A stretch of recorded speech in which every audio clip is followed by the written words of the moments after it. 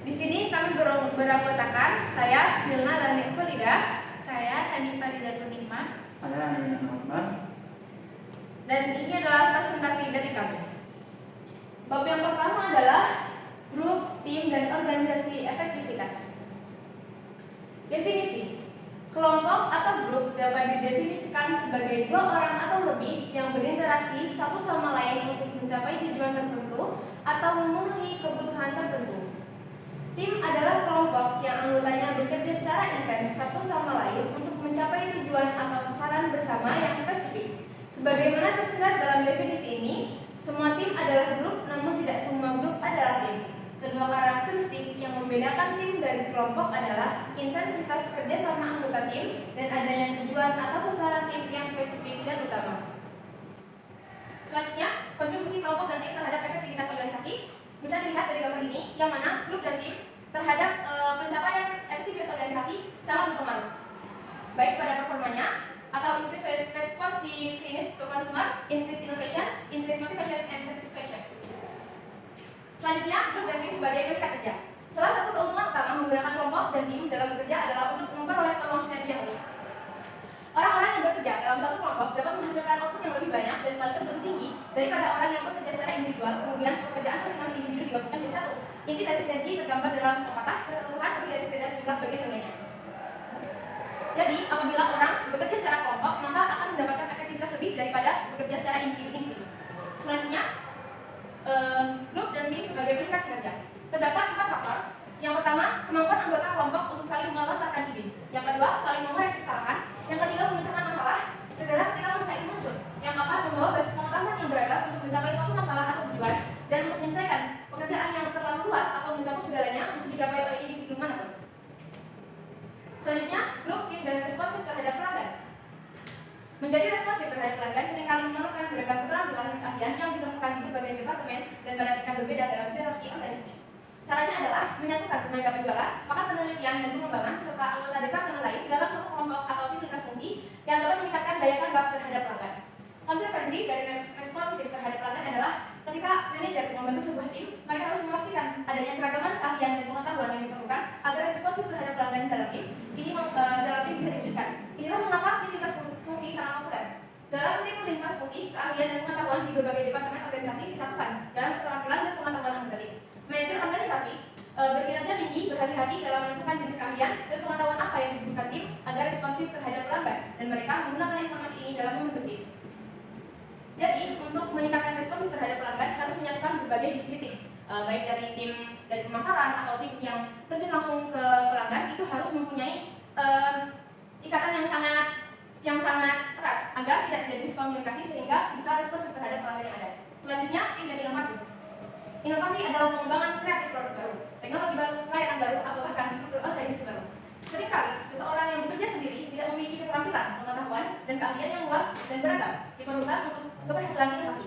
Para manajer dapat mendorong inovasi yang lebih baik dengan membentuk tim yang terdiri dari individu-individu yang berbeda-beda yang bersama-sama memiliki pengetahuan yang relevan dengan jenis inovasi tertentu. Apabila inovasi diwujudkan dengan secara tim, maka inovasi akan lebih mencapai kepada inovasi yang memuaskan karena mendatangkan berbagai pemikiran dari orang-orang yang berbeda, sehingga inovasi lebih baru atau lebih berbeda-beda. Selanjutnya, keuntungan berinovasi menggunakan tim. Ada 2. Yang pertama, anggota tim seringkali dapat mengungkap kesalahan atau asumsi yang salah satu sama lain. Seseorang individu yang bertindak sendiri tidak akan mampu melakukan ini. Yang kedua, anggota tim dapat mengkritik pendekatan satu sama lain dan membangun kekuatan satu sama lain sambil mengimbangi kelemahannya. Peran manajer dalam inovasi menggunakan tim. Manajer harus memberikan bimbingan, memberikan bantuan, pembinaan, dan sumber daya yang dibutuhkan anggota tim, bukan mengarahkan atau mengawasi aktivitas mereka secara dekat. Untuk mempercepat inovasi, para manajer juga perlu membentuk tim yang masing-masing anggotanya membawa sumber daya unik ke dalam tim, seperti kecakapan teknik, pengetahuan produksi, keahlian pemasaran, atau kecerdasan finansial. Inovasi yang sukses terkadang mengharuskan manajer membentuk tim dengan anggota dari negara dan budaya yang berbeda. Selanjutnya adalah jenis grup dan tim. Grup dan tim memiliki jenis-jenis yang berbeda. Untuk mencapai tujuan kinerja tinggi, daya tanggap terhadap pelanggan, inovasi, dan motivasi karyawan, manajer dapat membentuk berbagai jenis kelompok dan tim. Secara umum, grup atau kelompok dibagi menjadi 2, yaitu kelompok formal dan kelompok informal.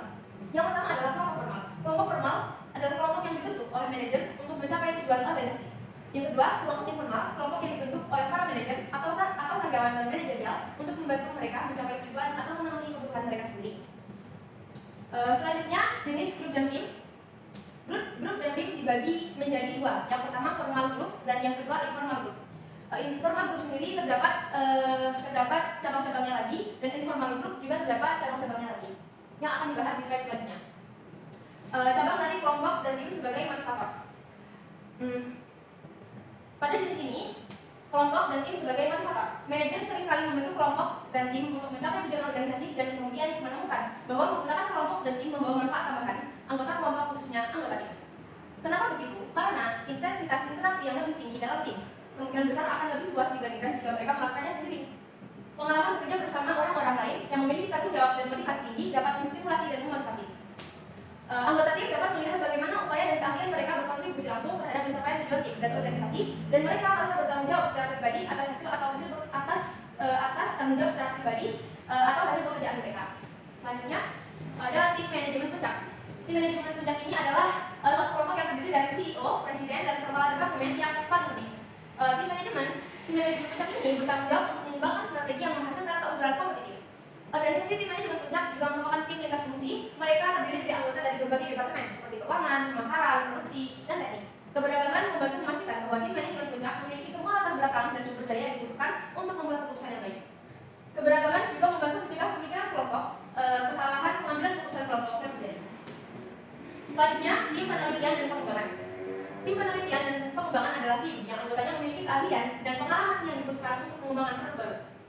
Manajer di bidang farmasi, komputer, elektronik, pencitraan elektronika, dan industri teknologi tinggi lainnya seringkali membentuk tim penelitian dan pengembangan untuk mengembangkan produk baru. Manajer memilih anggota tim penelitian dan pengembangan berdasarkan keahlian dan pengalaman mereka di bidang tertentu. Terkadang tim bersifat lintas fungsi dengan anggota dari departemen seperti teknik, pemasaran, dan produk selain anggota dari departemen penelitian dan pengembangan. Selanjutnya, jenis grup dan tim adalah kelompok komando. Kelompok komando adalah kelompok yang terdiri dari karyawan yang melapor kepada supervisor yang juga biasa disebut departemen atau unit. Ketika manajer puncak merancang struktur organisasi dan membangun hubungan pelaporan serta rantai komando, mereka pada dasarnya menciptakan kelompok komando. Untuk memiliki kelompok komando yang membantu organisasi memperoleh keunggulan kompetitif, manajer tidak hanya perlu memotivasi anggota kelompok untuk bekerja pada tingkat ini, tapi juga harus menjadi pemimpin yang efektif. Selanjutnya adalah gugus tugas. Gugus tugas adalah komite manajer atau karyawan dan manajerial dari berbagai departemen atau divisi yang bertemu untuk memecahkan masalah bersama yang spesifik. Terkadang manajer perlu membentuk kesatuan gugus yang pekerjaannya tidak pernah selesai. Gugus tugas ini mungkin menangani permasalahan jangka panjang atau permasalahan yang dihadapi organisasi, seperti bagaimana memberikan kontribusi yang bermanfaat kepada komunitas lokal. Gugus tugas yang relatif permanen sering disebut dengan komite tetap. Keanggotaan dalam komite tetap berubah seiring waktu.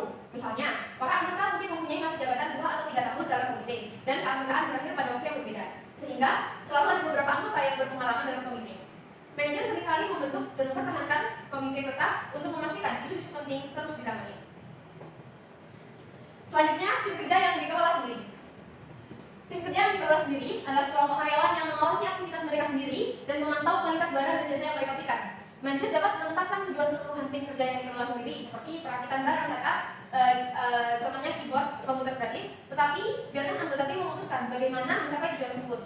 Manajer biasanya membentuk tim kerja yang dikelola sendiri untuk meningkatkan kualitas, meningkatkan motivasi dan kepuasan, serta menurunkan biaya. Seringkali dengan menciptakan tim kerja yang dikelola sendiri, mereka menggabungkan tugas-tugas yang biasanya dilakukan oleh individu yang bekerja secara terpisah, sehingga tim tersebut bertanggung jawab atas seluruh rangkaian tugas yang menghasilkan keluaran atau produk akhir yang dapat diidentifikasi. Selanjutnya adalah tim virtual. Tim virtual adalah tim yang anggotanya jarang atau tidak pernah bertemu tatap muka, melainkan akan bertindak dengan menggunakan berbagai bentuk teknologi informasi seperti email, komputer, konferensi video, dan variasi pertemuan atau manajemen aplikasi. Biasanya zaman sekarang menggunakan Google Meet atau Zoom. Keuntungan utama dari tim virtual adalah mereka memungkinkan manajer untuk mengabaikan jarak geografis dan membentuk tim yang anggotanya memiliki pengetahuan, keahlian, dan pengalaman untuk mengatasi masalah tertentu atau memanfaatkan peluang tertentu. Selanjutnya adalah grup persahabatan. Kelompok karyawan, grup persahabatan adalah kelompok karyawan informal yang menikmati kebersamaan satu sama lain dan bersosialisasi satu sama lain. Anggota kelompok pertemanan mungkin makan siang bersama, istirahat bersama, atau bertemu sepulang kerja untuk makan, berolahraga, dan aktivitas lainnya. Kelompok persahabatan membantu memuaskan kebutuhan karyawan akan interaksi interpersonal, dapat memberikan dukungan sosial yang dibutuhkan saat stres, dan dapat berkontribusi pada perasaan nyaman dalam bekerja dan puas dengan pekerjaan mereka. Manajer sendiri sering membentuk kelompok pertemanan. Hubungan informal Karena anggota kelompok ini biasanya mendiskusikan masalah yang berhubungan dengan pekerjaan dan menawarkan nasihat. Selanjutnya adalah grup yang menarik. Grup yang menarik berupa grup kepentingan atau grup privacy atau lain sebagainya. Grup yang menarik adalah karyawan yang membentuk kelompok kepentingan informal ketika mereka berusaha mencapai tujuan bersama terkait keanggotaan mereka dalam suatu organisasi. Karyawan dapat membentuk kelompok kepentingan misalnya untuk mendorong manajer agar mempertimbangkan penerapan jam kerja fleksibel, menyediakan penitipan anak setempat, memperbaiki kondisi kinerja, atau lebih proaktif mendukung perlindungan lingkungan. Kelompok kepentingan dapat memberikan para manajer wawasan berharga mengenai isu-isu dan kekhawatiran yang paling utama dalam pikiran karyawan. Mereka juga dapat menandakan perlunya perubahan. Selanjutnya ada dinamika kelompok. Grup dynamic ini adalah proses interaksi antara anggota kelompok yang saling berinteraksi dengan cara bertukar ide, pendapat, dan informasi. Di sini ada 5 elemen kunci dinamika kelompok, yaitu yang pertama, group size, tasks, and roles. Ukuran kelompok. Jumlah anggota dalam suatu kelompok dapat menjadi penentu penting motivasi dan komitmen anggota serta kinerja kelompok. Ada beberapa keuntungan jika kelompok tetap relatif kecil antara 2 dan 9 anggota dibandingkan dengan kelompok besar. Anggota kelompok kecil cenderung lebih banyak berinteraksi satu sama lain. Kemudian yang kedua, menjadi lebih termotivasi dan berkomitmen. Yang ketiga, lebih mudah dalam berbagi informasi. Dan yang keempat, lebih mampu melihat pentingnya kontribusi pribadi mereka bagi keberhasilan kelompok. Kerugian dari kelompok kecil dibandingkan kelompok besar adalah anggota kelompok kecil mempunyai lebih sedikit sumber daya yang tersedia untuk mencapai tujuan mereka. Untuk memutuskan ukuran yang tepat untuk suatu kelompok, para manajer berusaha untuk mendapatkan keuntungan dari kelompok yang kecil dan pada saat yang sama membentuk kelompok dengan sumber daya yang cukup untuk mencapai tujuan mereka dan memiliki pembagian. Untuk memutuskan ukuran yang tepat untuk suatu kelompok, para manajer berusaha untuk mendapatkan keuntungan dari ukuran kelompok yang kecil dan pada saat yang sama membentuk kelompok dengan sumber daya yang cukup untuk mencapai tujuan mereka dan memiliki pembagian kerja yang berkembang dengan baik. Selanjutnya ada tugas kelompok. Besar kecilnya kelompok yang berkinerja tinggi dipengaruhi oleh jenis tugas yang harus dilakukan oleh setiap kelompok. Karakteristik penting dari tugas-tugas kelompok yang mempengaruhi kinerja adalah saling ketergantungan tugas. Yang pertama, ada saling ketergantungan tugas gabungan. Hal ini terjadi ketika anggota kelompok memberikan kontribusi terpisah dan independen terhadap kinerja kelompok. Kinerja kelompok secara keseluruhan adalah jumlah kinerja masing-masing anggota. Contohnya, kelompok yang memiliki saling ketergantungan tugas yang dikumpulkan adalah mencakup sekelompok guru di sekolah dasar, sekelompok tenaga penjualan di departemen store, sekelompok asisten administrasi di kantor, dan sekelompok penjaga di gedung perkantoran. Untuk kelompok dengan saling ketergantungan gabungan, manajer harus menentukan ukuran kelompok yang tepat, terutama dari jumlah pekerjaan yang harus diselesaikan. Kelompok besar bisa efektif karena anggota kelompok bekerja secara mandiri dan tidak harus sering berinteraksi satu sama lain. Yang kedua, saling ketergantungan tugas yang berurutan. Hal ini terjadi ketika anggota kelompok harus melakukan tugas tertentu dalam urutan yang telah ditentukan. Tugas-tugas tertentu harus diselesaikan sebelum tugas-tugas lain. Dan apa yang dilakukan seorang pekerja akan mempengaruhi pekerjaan-pekerja lainnya. Ketika anggota kelompok saling bergantung secara berurutan, ukuran kelompok biasanya ditentukan oleh kebutuhan proses produksi. Dengan saling ketergantungan sekuensial, sulit untuk mengidentifikasi kinerja individu karena kinerja satu anggota kelompok bergantung pada seberapa baik anggota lain melaksanakan tugas mereka.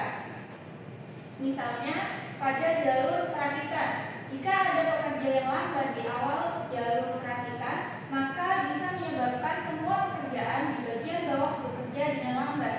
Oleh karena itu, manajer seringkali disarankan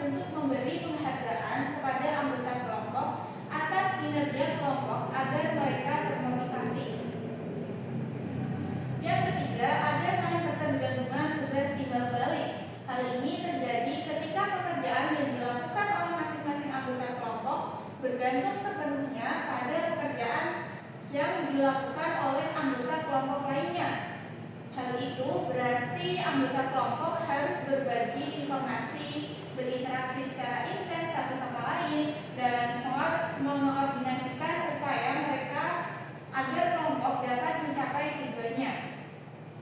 Ketika anggota kelompok saling bergantung secara timbal balik, manajer disarankan untuk menjaga ukuran kelompok relatif kecil karena perlunya mengordinasikan aktivitas anggota tim. Manajer juga disarankan untuk memberikan penghargaan kepada anggota kelompok berdasarkan kinerja kelompok. Contohnya pada pabrik pembuatan mobil.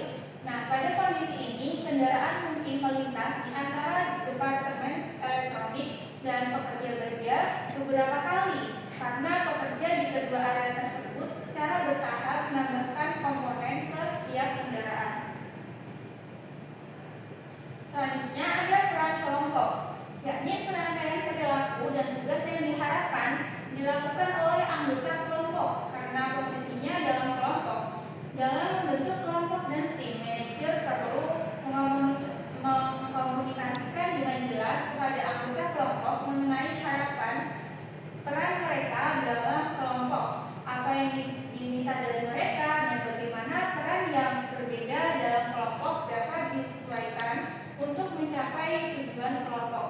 Manajer juga perlu menyadari bahwa peran kelompok sering berubah dan berkembang seiring dengan perubahan tugas dan tujuan kelompok, serta ketika anggota kelompok memperoleh pengalaman dan pengetahuan. Yang kedua ada group leadership. Semua kelompok dan tim membutuhkan kepemimpinan. Terkadang manajer mengambil peran kepemimpinan dalam kelompok dan tim, seperti yang terjadi di banyak kelompok, komando, dan tim manajemen puncak. Namun, dalam kasus lain, anggota kelompok atau tim dapat memilih pemimpinnya sendiri, atau seorang pemimpin dapat muncul secara alami ketika anggota kelompok bekerja sama untuk mencapai tujuan kelompok. Terlepas dari itu semua, mereka sama-sama memiliki peran yang sangat penting dalam memastikan bahwa kelompok dan tim tampil sesuai potensi mereka. Yang ketiga ada group development over time. Para peneliti telah mengidentifikasi 5 tahap perkembangan kelompok yang tampaknya dilalui oleh banyak kelompok, yaitu yang pertama, pada tahap pertama adalah pembentukan. Di sini para anggota mencoba untuk saling mengenal dan mencapai tujuan bersama, memahami tentang apa yang ingin dicapai oleh kelompok dan bagaimana anggota kelompok harus berperilaku. Selama tahap ini, manajer harus berusaha membuat setiap anggota merasa bahwa dia adalah bagian kelompok yang berharga. Kemudian tahap kedua yaitu storming. Anggota kelompok mengalami konflik dan perselisihan karena sebagian anggota tidak mau menuruti tuntutan anggota kelompok lainnya. Oleh karena itu, pada tahap ini, para manajer perlu mengawasi kelompok-kelompok untuk memastikan konflik tidak terkendali. Tahap ketiga yaitu norma. Selama fase ini, ikatan erat antar anggota kelompok berkembang dan perasaan persahabatan muncul. Anggota kelompok mencapai konsensus tentang tujuan apa yang harus mereka capai dan bagaimana anggota kelompok harus bersikap terhadap satu sama lain. Tahap keempat yaitu pertunjukan. Pada fase ini, kerja kelompok yang sebenarnya tercapai tergantung pada jenis kelompok yang dimaksud. Maka manajer perlu mengambil langkah-langkah yang berbeda pada tahap ini untuk membantu memastikan bahwa kelompok tersebut efektif. Tahap terakhir atau tahap kelima yaitu penundaan. Fase ini hanya berlaku bagi kelompok yang pada akhirnya dibubarkan, misalnya gugus tugas. Kadang-kadang penundaan terjadi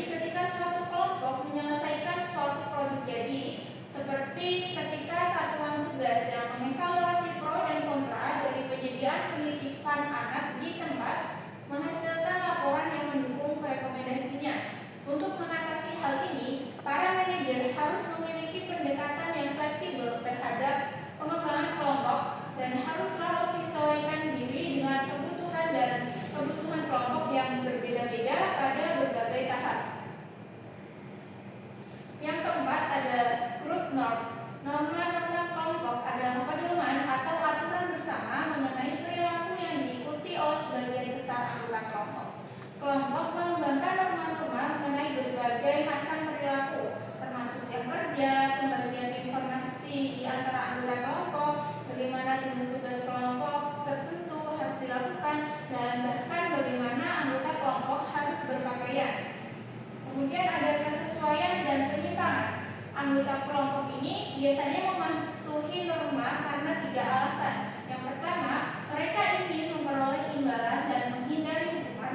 Yang kedua, mereka ingin meniru anggota kelompok yang merasa sukai dan dikagumi. Yang ketiga, mereka telah menginternalisasikan norma-norma tersebut dan meyakini bahwa norma-norma tersebut adalah cara berperilaku yang benar dan tepat.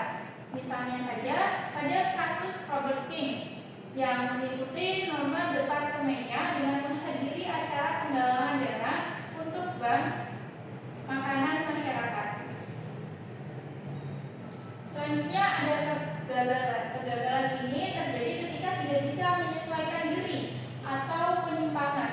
Terjadi ketika seorang anggota kelompok melanggar norma kelompok. Kelompok umumnya merespon anggota yang berperilaku menyimpang dengan salah satu dari 3 cara berikut. Yang pertama, kelompok mungkin mencoba membuat anggotanya mengubah cara-caranya yang menyimpang dan menyesuaikan diri dengan norma. Yang kedua, kelompok tersebut mungkin mengeluarkan anggotanya. Yang ketiga, kelompok mungkin mengubah norma agar konsisten dengan perilaku anggotanya. Kemudian mendorong keseimbangan, kesesuaian, dan penyimpangan. Secara efektif membantu organisasi mendapatkan keunggulan kompetitif. Kelompok dan tim memerlukan keseimbangan yang tepat antara kesesuaian dan penyimpangan. Suatu kelompok memerlukan tingkat konformitas tertentu untuk memastikan bahwa kelompok tersebut dapat mengendalikan kelompok anggotanya dan menyalurkannya ke arah kinerja tinggi dan pencapaian tujuan kelompok. Suatu kelompok juga memerlukan tingkat penyimpangan tertentu.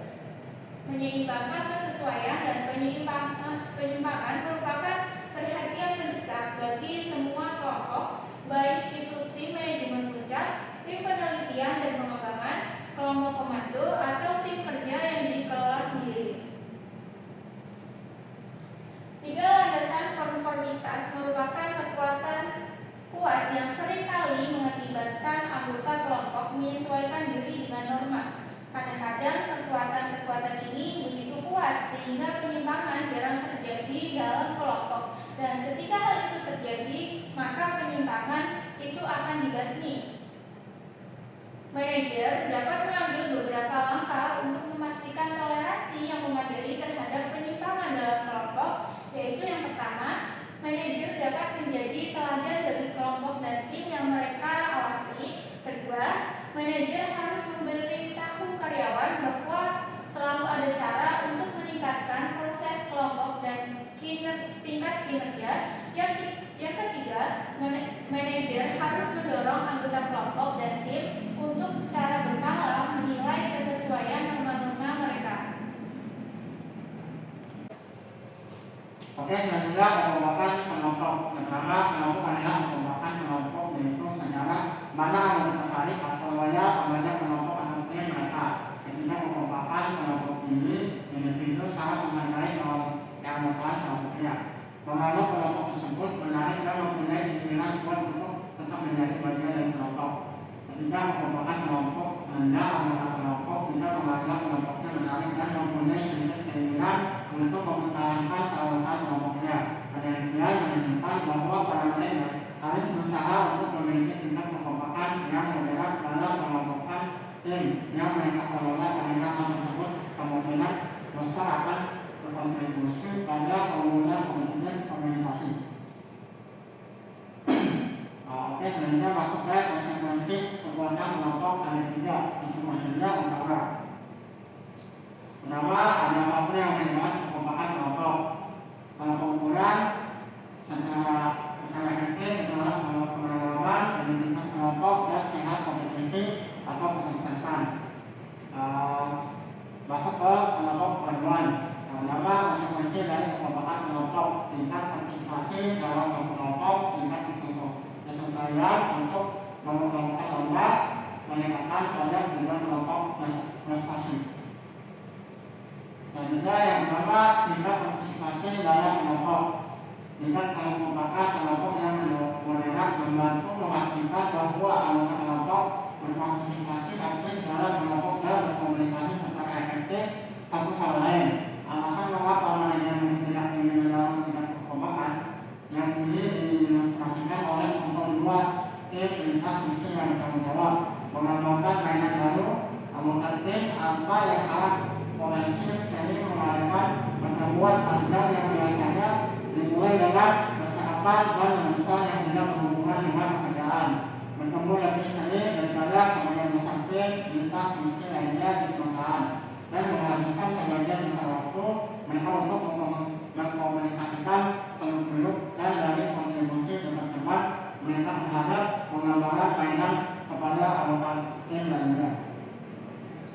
Yang kedua, tingkat kesesuaian terhadap tempat menempatkannya tingkat kekompakan kelompok menikmatinya tingkat kesesuaian terhadap nama-nama kelompok dan tingkat kekompakan menjadi tinggi. Mungkin terdapat sedikit sekali penyimpangan dalam kelompok sehingga anggota kelompok dapat menyelesaikan diri terhadap nama-nama meskipun norma tersebut tidak berfungsi. Sebaliknya, kekompakan yang rendah dapat mengakibatkan terlalu banyak penyimpangan dan melemahkan kemampuan suatu kelompok dalam mengendalikan perilaku anggotanya dalam menyelesaikan sesuatu. Yang ketiga, penekanan pada pencapaian tujuan kelompok. Ketika kekompakan kelompok meningkat, penekanan pada pencapaian tujuan kelompok juga meningkat dalam suatu kelompok. Namun, penekanan yang kuat pada pencapaian tujuan kelompok tidak selalu mengarah pada efektivitas organisasi.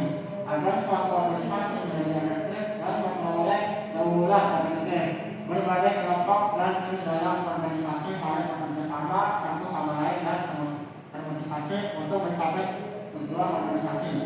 Meskipun hal tersebut terkadang mengorbankan pencapaian tujuan kelompok, tingkat kekompakan yang moderat memotivasi anggota kelompok untuk mencapai tujuan kelompok dan organisasi. Tingkat kekompakan yang tinggi dapat menyebabkan anggota kelompok menjadi begitu fokus pencapaian tujuan kelompok sehingga mereka dapat berusaha untuk mencapai tujuan kelompok apapun yang terjadi, bahkan ketika hal itu membahayakan kinerja organisasi.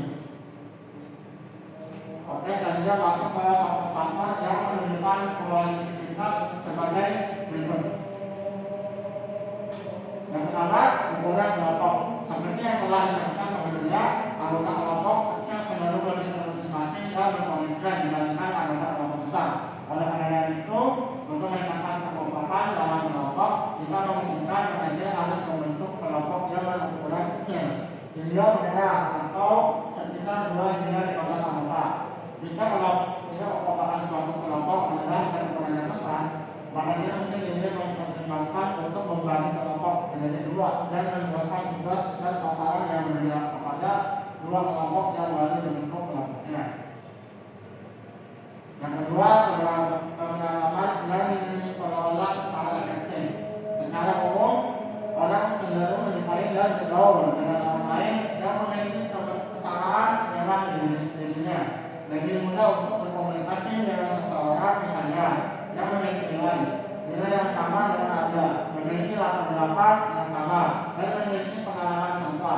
Namun, sebagaimana dibahas dalam bab 5, keberagaman dari kelompok, tim, dan organisasi dapat membantu organisasi memperoleh keunggulan kompetitif. Kelompok yang beragam seringkali menghasilkan ide-ide yang lebih inovatif dan kreatif. Salah satu alasan tim lintas fungsi begitu populer di organisasi seperti Salam adalah karena beragam keahlian yang diwakili dalam tim menghasilkan tingkat kinerja tim yang lebih tinggi. Selanjutnya masuk pada fokus pada pengalaman. Yang pertama, identitas kelompok dan persaingan yang sehat. Kekompakan kelompok rendah, para manajer seringkali dapat menemukan dengan mendorong kelompok untuk mengembangkan identitas atau kepribadian mereka dan terlibat dalam persaingan yang sehat. Hal ini adalah yang dilakukan oleh para manajer yang dihasilkan struktur dilakukan korporasi yang dilakukan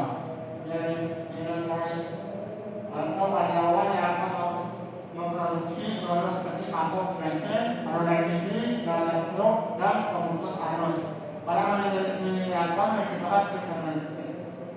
pekerja yang dikelola sendiri untuk memangkas biaya dan meningkatkan kinerja.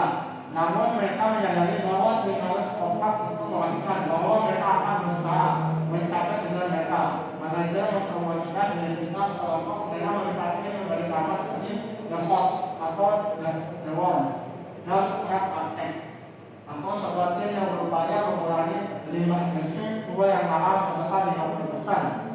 Persaingan sehat akan kelompok dipromosikan dengan menampilkan ukuran kinerja masing-masing tim dan sejauh mana tim mencapai tujuan mereka di layar TV besar di Australia dan juga memberikan penghargaan kepada anggota tim atas kinerja tim. Yang kedua, sukses.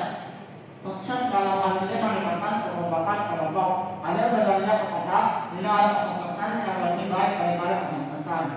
Ketika kelompok menjadi lebih sukses, mereka menjadi semakin menarik bagi anggotanya dan kekompakan mereka cenderung meningkat. Ketika kekompakan rendah, manajer dapat meningkatkan kekompakan dengan memastikan suatu kelompok dapat mencapai beberapa keberhasilan yang nyata dan nyata. Bayangkan kelompok gerakan penjualan di masa depan peralatan rumah tangga di sebuah dekat store berukuran sedang. Bagian peralatan rumah tangga berjual ini dipindahkan ke sudut ruang bawah tanah toko. Akhirnya yang terkecil mengakibatkan rendahnya penjualan karena jarangnya lalu lintas pelanggan di bagian toko tersebut. Pada penangkap penjualan yang umumnya dinilai baik oleh supervisor, mereka akan merupakan anggota toko yang dihargai. Mencoba berbagai inisiatif untuk meningkatkan penjualan, namun tidak berhasil akibat kurang sukses dan buruknya kinerja departemennya. Kekompakan mereka mulai anjlok. Untuk meningkatkan dan menjaga kekompakan kelompok, manajer toko menerapkan insentif berbasis kelompok di seluruh toko. Pada bulan apapun, anggota kelompok dengan catatan kehadiran dan ketepatan waktu terbaik akan dipajang karena dan foto mereka dipasang buletin di Australia dan masing-masing akan menerima sertifikat senilai $50. Selanjutnya masuk ke cara meningkatkan kinerja ini. Yang pertama, memotivasi anggota kelompok untuk berprestasi tujuan organisasi. Ketika pekerjaan sulit, membosankan atau memerlukan komitmen dan energi tingkat tinggi, manajer tidak dapat berasumsi bahwa anggota kelompok akan selalu termotivasi untuk bekerja menuju pencapaian tujuan organisasi. Pertimbangkan sekelompok konsep rumah yang mengecat interior dan eksterior rumah baru untuk perusahaan konstruksi dan dibayar per jam. Mengapa mereka harus berupaya mengecatkan dengan cepat dan efisien? Jika hal tersebut hanya akan membuat mereka semakin merasa lelah mengunjung hari dan tidak akan memperoleh manfaat mereka. Lebih masuk akal bagi para produktif untuk menggunakan pendekatan yang santai, sekali beristirahat dan bekerja dengan santai. Namun pendekatan yang ini mengganggu kemampuan perusahaan konstruksi untuk mendapat keunggulan kompetitif. Mereka meningkatkan biaya dan meningkatkan waktu yang dibutuhkan untuk menyelesaikan peluang baru. Motivasi anggota kelompok dan tim untuk mencapai tujuan organisasi dengan memastikan bahwa anggota itu sendiri mendapat manfaat ketika kelompok atau tim berkinerja ini. Misalnya, jika anggota tim kerja yang dikelola sendiri mengetahui bahwa mereka akan menerima bonus mingguan berdasarkan kinerja tim, mereka akan termotivasi untuk bekerja pada tingkat yang tinggi. Kelompok manajer seringkali mengandalkan kombinasi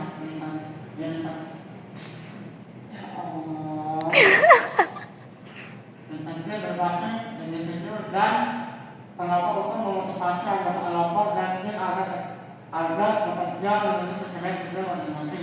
Ketika kinerja individu dalam suatu kelompok dapat dinilai dari seringkali ditentukan oleh kinerja individu atau kinerja individu dan kelompok. Kinerja dalam suatu kelompok tidak dapat dinilai secara akurat. Kinerja kelompok harus menjadi penentu utama tidak lagi banyak perusahaan yang menggunakan kinerja yang dikelola sendiri dan tanpa sebagian lagi yang penting pada kinerja tim. Tantangan pertama bagi para manajer adalah mengembangkan sistem gaji yang adil yang akan menghasilkan motivasi individu yang tinggi dan kinerja kelompok atau tim yang tinggi. 2. Mengurangi pemanasan sosial dalam kelompok. Pemalasan sosial adalah kecenderungan individu untuk melakukan lebih sedikit upaya ketika mereka bekerja dalam kelompok dibandingkan ketika mereka bekerja sendiri. Anda perlu menyimak kenapa Anda mengadakan sebuah proyek kelompok di mana satu atau dua anggota kelompok sebenarnya tidak pernah bekerja keras. Kenapa Anda bekerja di dalam komite mahasiswa yang beberapa anggotanya sepertinya selalu melewatkan pertemuan dan tidak pernah menjadi sukarelawan dalam kegiatannya. Kenapa Anda mempunyai kerjaan di mana satu atau dua orang kerja Anda tampak malas karena mereka tahu Anda atau orang lain dalam kelompok kerja Anda akan menimbangi rendahnya upaya mereka. Kita lihat Anda telah menyaksikan aksi pemalasan sosial. Pemalasan sosial dapat terjadi di semua jenis kelompok dan tim serta di semua jenis organisasi. Hal ini dapat mengakibatkan kinerja kelompok yang lebih rendah dan bahkan dapat melayani kelompok untuk mencapai tujuannya. Untuknya para manajer dapat mengambil langkah-langkah untuk mengurangi pemalasan sosial dan terkadang menghilangkannya sepenuhnya. Yang pertama, memberikan konsistensi individu kepada kelompok yang dapat diidentifikasi. Salah satu cara agar para manajer dapat secara efektif menghilangkan pemalasan sosial adalah dengan membuat kontribusi individu kepada suatu kelompok dapat diidentifikasi sehingga anggota kelompok merasa bahwa tidak upaya yang rendah dan tidak akan diperhatikan dan kontribusi individu dievaluasi. Anak pemimpin manajer dapat mencapai hal ini dengan menugaskan orang-orang tertentu untuk melakukan hal tersebut. Tugas kepada anggota kelompok dan meminta pertanggungjawaban mereka akan penyelesaiannya. Ambil contoh kasus sekelompok diharapkan karyawan yang bertanggung jawab menata kembali buku yang dikembalikan di perpustakaan buku besar di Indonesia. Kepala perpustakaan khawatir bahwa selalu ada tumpukan 7 atau 8 gerobak buku yang harus dicetak kembali. Meskipun para karyawan apabila tidak pernah selalu sibuk dan beberapa bahkan menyempatkan diri untuk duduk dan membaca koran dan majalah, perpustakaan memutuskan untuk mencoba menghilangkan pemalasan sosial. Yang kedua, tekanan kontribusi berharga dari masing-masing anggota. Alasan lain terjadinya pemalasan sosial adalah karena orang tenaga menganggap upaya mereka tidak diperlukan atau tidak penting ketika mereka bekerja dalam kelompok. Mereka merasa kelompoknya akan mencapai tujuannya dan bekerja pada tingkat yang dapat diterima. Melepas dari apakah mereka secara pribadi bekerja pada tingkat yang tinggi atau tidak. Untuk melawan keyakinan ini, ketika manajer membentuk kelompok, mereka harus menugaskan individu ke dalam kelompok berdasarkan kontribusi berharga yang dapat diberikan setiap orang kepada kelompok secara keseluruhan. Mengkomunikasikan dengan jelas kepada anggota kelompok mengapa kontribusi setiap orang berharga bagi kelompok merupakan cara efektif yang dapat digunakan oleh para manajer dan anggota kelompok untuk mengurangi atau menghilangkan pemalasan sosial. Anda perlu dapat hal ini paling jelas diimplementasikan dalam tim lintas fungsi, di mana setiap anggotanya memberikan kontribusi yang berharga terhadap kelompok. Tim merasa dari bidang keahlian pribadi dengan menekankan pentingnya keterampilan setiap anggota. Manajer dapat mengurangi pemalasan sosial dalam tim tersebut. Ketiga, utamakan ukuran kelompok pada tingkat yang sesuai. Ukuran kelompok berkaitan dengan penyebab pemalasan sosial yang baru saja kami jelaskan. Seiring dengan bertambahnya jumlah anggota, mengidentifikasikan kontribusi individu menjadi semakin sulit dan para anggota semakin cenderung menganggap kontribusi individu mereka tidak penting. Untuk mengatasi hal ini, para manajer harus membentuk kelompok dari jumlah anggotanya tidak lebih dari yang diperlukan untuk mencapai tujuan kelompok dan bekerja pada tujuan ini. Selanjutnya masuk ke kelompok tim dan efektivitas organisasi. Suatu kelompok terdiri dari 2 orang atau lebih yang berinteraksi satu sama lain untuk mencapai tujuan tertentu atau memenuhi kebutuhan tertentu. Tim adalah kelompok yang anggotanya bekerja secara intens satu sama lain untuk mencapai tujuan atau sasaran bersama tertentu. Kelompok tim dan efektivitas organisasi. Suatu kelompok terdiri dari 2 orang atau lebih kebutuhan tertentu atau memenuhi kebutuhan tertentu. Tim adalah kelompok yang anggotanya menyesuaikan satu sama lain untuk mencapai tujuan atau sasaran bersama tertentu. Kelompok dan tim dapat berkontribusi terhadap efektivitas organisasi dengan meningkatkan kinerja, meningkatkannya daya tanggap terhadap pelanggan, meningkatkannya inovasi dan menjadi sumber motivasi bagi anggotanya. Selanjutnya jenis kelompok dan tim kelompok. Kelompok yang dibentuk oleh manajer untuk mencapai tujuan organisasi. Mereka termasuk tim lintas fungsi, tim lintas budaya, tim manajemen, puncak tim penelitian dan pengembangan, kelompok komando, gugus tugas, tim kerja yang dikelola sendiri, dan tim virtual. Kelompok informal adalah kelompok yang dibentuk oleh karyawan karena mereka yakin kelompok tersebut akan membantu mereka mencapai tujuan atau memenuhi kebutuhannya. Mereka termasuk kelompok persahabatan dan kelompok kepentingan.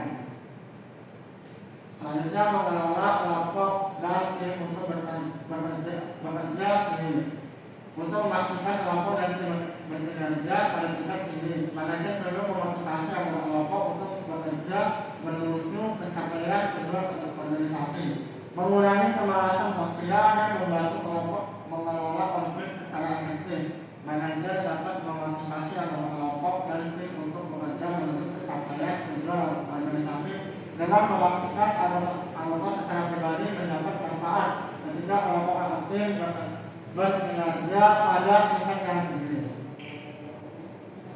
Selanjutnya dinamika kelompok adalah ukuran kelompok, tugas dan peran, kepemimpinan kelompok, pengembangan kelompok, norma kelompok dan pengembangan kelompok, keuntungan dan kerugian kelompok. Besar dan kecil menunjukkan bahwa manajer harus membentuk kelompok agar juga anggota tidak lebih dari yang diperlukan untuk menyediakan sumber daya manusia yang dibutuhkan kelompok untuk mencapai tujuan dan menggunakan pembagian kerja. Jenis saling ketergantungan tugas yang menjadi ciri kerja suatu kelompok memberikan petunjuk kepada para manajer tentang hubungan kelompok yang tepat. Peran kelompok adalah serangkaian perilaku dan tugas yang diharapkan dilakukan oleh anggota kelompok karena posisinya dalam kelompok. Semua kelompok dan tim membutuhkan kepemimpinan. Terima kasih. Sekian presentasi dari kelompok 10, kurang lebihnya kami mohon maaf dan kami ingin mengucapkan Selamat Hari Raya Idul Adha 1445 Hijriah. Terima kasih. Wassalamualaikum warahmatullahi wabarakatuh.